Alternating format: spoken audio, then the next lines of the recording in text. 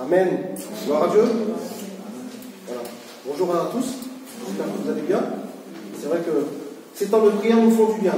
Là, on se sent déjà revigoré. Ça vous? Non, là, j'en vois qui. Ok.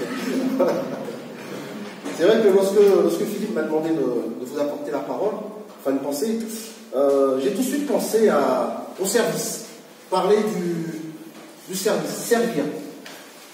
Mais le souci, c'est que lorsque je me suis mis devant le Seigneur pour préparer ce message, rien ne venait. Absolument rien. Donc dimanche matin, comme il n'y avait pas le culte du perso, je me suis dit d'en réveiller un peu plus tôt que... Voilà. Ça m'a permis donc... Et là, je me suis tenu devant le Seigneur et là, tout de suite, il y a cette pensée qui est venue. Je l'ai entendu là ce matin d'ailleurs dans beaucoup de prières. On veut une bénédiction. On veut que les enfants soient bénis. On aspire à cela, que le Seigneur bénisse ses enfants. Et je crois que nous aussi, adultes, nous qui connaissons le Seigneur, nous aspirons aussi à des bénédictions. Vous n'êtes pas d'accord? Parce que je regarde par là, mais il y en a qui sont vraiment endormis. Et j'aimerais juste prendre un texte avec vous qui se trouve dans Genèse 12 et le verset 3. C'est Dieu qui dit à Abraham juste cette simple phrase. Il lui dit: toutes les familles de la terre seront bénies en toi. Toutes les familles de la terre seront bénies en toi. C'est-à-dire vous, moi et également les enfants. C'est vrai que le mot béni, on le trouve des dizaines de fois dans la parole de Dieu. Et la première question que j'aimerais vous poser ce matin, frères et sœurs, c'est: y a-t-il des conditions pour être béni? Bon, ça va être un peu interactif ce matin. Y a-t-il des conditions pour être béni? Oui. Oui. Oui. Il y en a plusieurs. D'accord? Donc ce matin, on va en voir que deux, parce que bon, sinon la liste serait trop longue. Et, enfin, pour ma part, la première des conditions pour être béni, c'est de faire confiance à Dieu. C'est la confiance qu'on a à Dieu. Dieu a le désir de bénir l'homme et la femme. Et donc, il va le dire à Abraham: va-t'en de ta patrie, de la maison de ton père, dans le pays que je te montrerai, et je ferai de toi une grande nation, et je te bénirai. Genèse 12, 1. Donc le mot bénir pour Abraham à ce moment-là, c'est ici c'est le sens de multiplier, augmenter. Vous aurez compris que la bénédiction n'est pas une soustraction, mais une division. Donc si on ramène cette phrase à nous aujourd'hui, elle concerne la venue de Jésus. Toutes les familles de la terre, nous serons bénis en Jésus. Dès le début de l'écriture, on comprend le but de Dieu. Le but de Dieu est de bénir tous les hommes en leur apportant le salut. Dieu fait comprendre à Abraham, s'il veut voir des bénédictions, il doit apprendre à lui faire confiance dans tous les domaines de sa vie. Et frères et sœurs, si nous voulons voir des bénédictions, nous devons faire confiance à Dieu dans tous les domaines de notre vie. Pour se diriger, il ne doit plus compter seulement sur sa propre vision ou réflexion, mais il doit mettre sa foi en action. Donc pour nous, c'est le même principe, frères et sœurs. Nous devons apprendre, ou même à réapprendre, à faire confiance à Dieu dans tous les domaines de notre vie. Quelquefois, je ne sais pas pour vous, il nous arrive de faire un petit peu des calculs, comme on dit, d'apothicaire. C'est-à-dire, on dit: Seigneur, je vais te laisser diriger ça, et moi, je vais garder cela.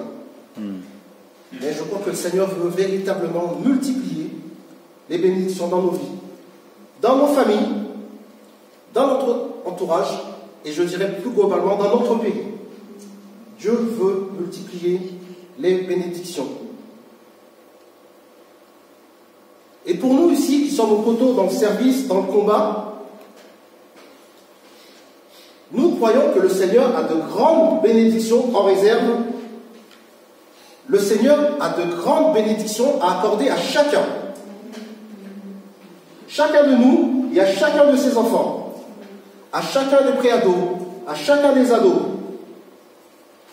Dans Éphésiens chapitre 1, verset 3, il est dit « Béni soit le Dieu et Père de notre Seigneur Jésus-Christ, qui nous a bénis de toutes sortes de bénédictions spirituelles. »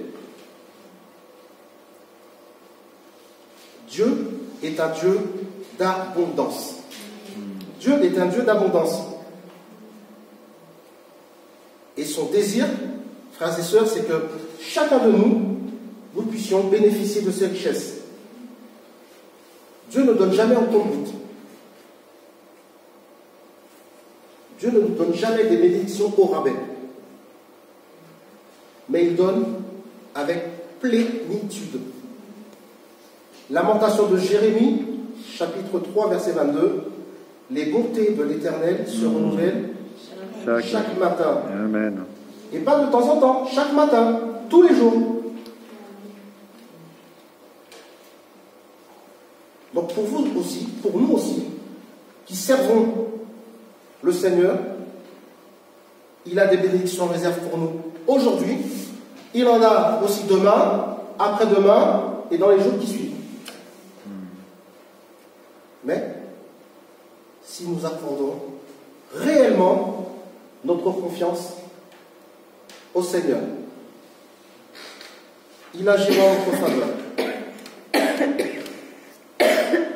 La seconde condition pour être béni, c'est notre sincérité. Psaume 51, verset 8, il est dit « Tu veux que la vérité soit au fond du cœur. » Dieu sonde les cœurs et il sait si nous sommes véritablement vrais avec lui. Là, pour cet exemple, j'ai pensé à Jacob. Vous connaissez, le petit-fils d'Abraham. Donc vous savez ce que signifie son nom. Trompeur, tricheur, usurpateur. Et il a vécu comme ça une bonne partie de sa vie. Donc il a trompé son frère, il a trompé son père. Donc cela lui a valu de partir loin de chez lui. Mais, lorsqu'on regarde la vie de Jacob, le poids du passé lui rendit une vie pesante. Et pour lui, cela fut une source de nombreux échecs. Mais j'ai envie de vous dire que Dieu ne se trompe jamais, parce que ses promesses arrivent toujours en temps voulu. Et cela va être le cas pour Jacob, qui va faire une magnifique rencontre, parce que vous savez, vous connaissez aussi l'histoire, il va lutter avec un ange de Dieu toute une nuit. Et au petit matin, il lui dit, je ne te laisserai aller, je ne te laisserai point aller, que tu m'aies béni. Donc j'ai envie de dire, malgré ses mensonges, malgré sa malhonnêteté, Jacob a toujours eu au fond de lui un désir d'être béni. Jacob a lutté avec Dieu pour avoir la bénédiction.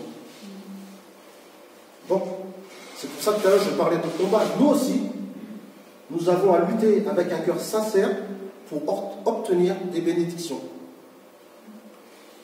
Obtenir la bénédiction que Dieu veut nous donner. Cette lutte de Jacob avec l'ange aussi me parle aussi de la persévérance dans la prière. Persévérance dans le combat. Parce que la prière, c'est un combat.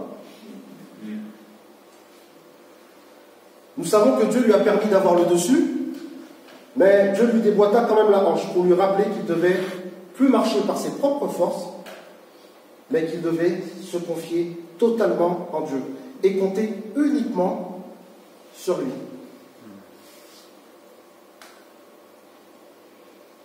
Et lorsque l'ange va lui demander son nom, il va dire « Je m'appelle Jacob ». C'est-à-dire tout simplement Jacob va mettre son cœur à nu.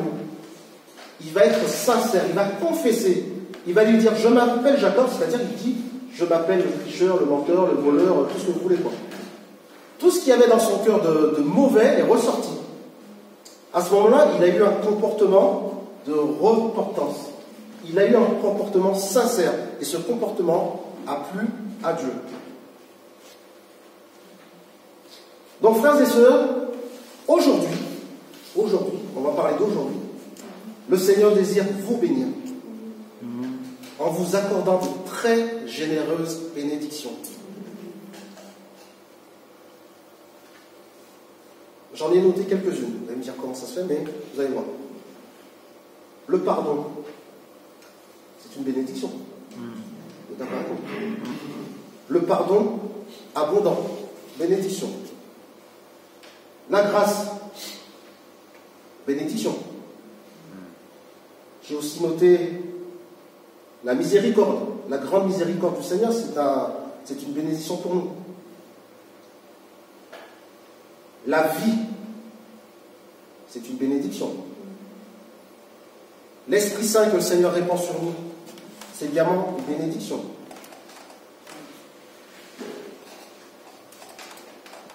Donc, frères et sœurs, restons fidèles, restons attachés au Seigneur, attachés à la foi.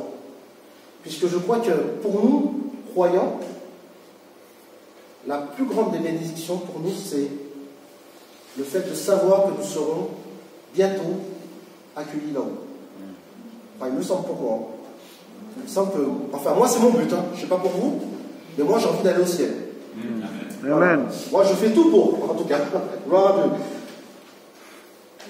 Et je crois que nous devons savoir aussi nous examiner pour pouvoir confesser nos manquements. Que je crois que même si nous sommes à Christ, il nous arrive quelquefois d'avoir quelques manquements. Et je crois que devant Dieu, nous devons être sincères. Il peut arriver quelquefois, on se dise, mais je ne comprends pas, je ne suis pas béni, pourquoi telle ou telle chose n'arrive pas. Mais je crois qu'il est bon quelquefois de s'examiner.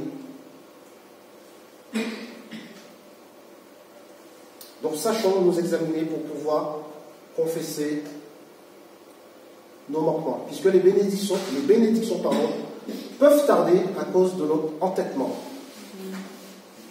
Et le fait aussi de refuser au Seigneur de diriger pleinement nos vies. Donc j'aimerais vraiment ce matin vous encourager à faire confiance au Seigneur, ou à lui refaire confiance, et vraiment à vraiment tout lui donner, à être vraiment sincère devant le Seigneur. Et pour moi, ces deux choses sont déjà très importantes, le fait d'avoir confiance et d'être sincère devant le Seigneur. Et là, nous pourrons nous attendre à encore de plus grandes bénédictions. Dieu nous aime. Dieu nous aime. Et nous voulons vraiment lui déverser nos cœurs. Nous voulons vraiment lui faire confiance et être sincères devant lui. Voilà. Nous nous attendons à lui. Nous voulons voir de grandes bénédictions durant cette semaine de Colo. Et bien je crois que si nous sommes tous dans cette optique-là, et bien je veux croire que le Seigneur va agir dans les vies de chacun et dans les vies de ses enfants, que son nom soit béni. Amen. Gloire à Dieu. Seigneur,